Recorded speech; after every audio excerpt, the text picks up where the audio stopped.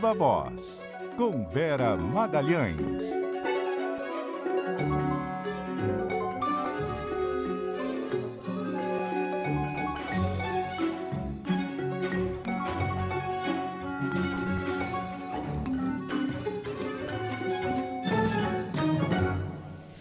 E aí, Vera? Oi, Sartenberg, boa tarde para você, para Cássia, para os ouvintes, também para quem assiste vocês aí no CBN Brasil. Boa tarde, Vera. Vera, hoje o Supremo vai decidir, está reunido lá, o pleno do Supremo, os 10 ministros, né?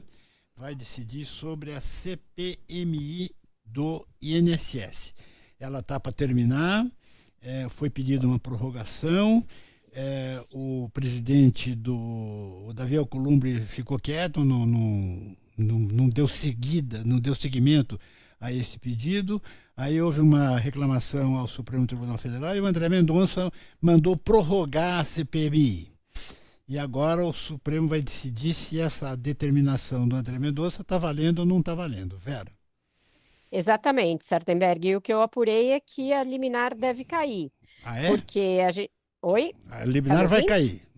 Vai cair, porque a maioria dos ministros entende que isso foi uma intromissão excessiva do ministro André em prerrogativa que é do Congresso, exclusiva do Congresso, porque ele fez uma analogia entre aquele dispositivo que diz que a minoria tem o direito à instalação de uma CPI e que isso é regimental, mas que não fala nada a respeito de CPIs já em andamento e o seu prazo de término.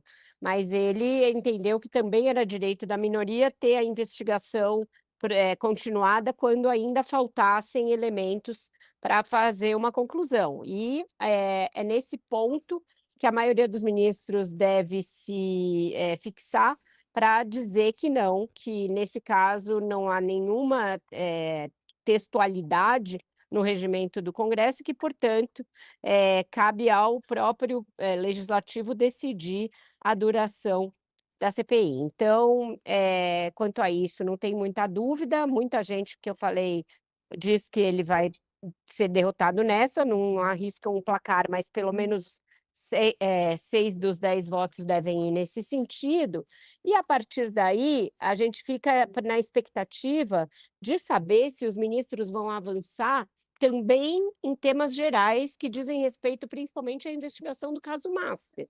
Essa CPMI não é do Master, mas ela acabou enveredando pelo caso Master, pela correlação que existe desse escândalo com o outro, que se dá naquele ponto dos fundos de previdência. Então, esse foi o ponto de intersecção que levou a CPMI a avançar também na situação do Master.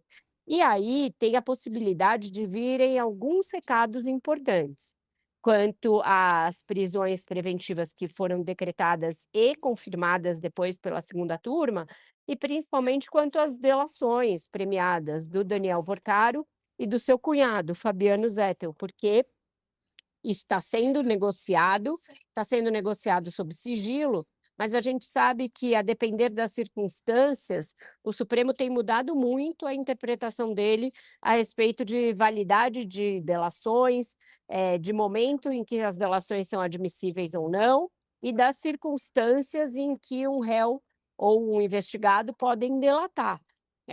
E, no caso, essas delações são consideradas muito explosivas, mas a forma com que elas estão sendo negociadas também tem alguns ineditismos, né? O fato de eles negociarem em conjunto é um deles.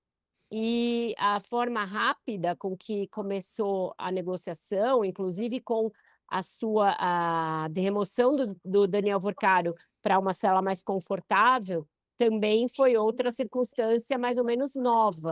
Então, tudo isso está em discussão, a gente não sabe o tom em que os ministros vão confrontar o colega, confrontar o relator, e se isso pode desencadear uma divergência explícita que mostre incômodo do grupo que é formado pelo decano Gilmar Mendes, pelo ministro Dias Toffoli, pelo ministro Alexandre de Moraes, com a maneira como o André Mendonça mudou o rumo das investigações e investiu numa investigação mais incisiva nesse caso do Master, né?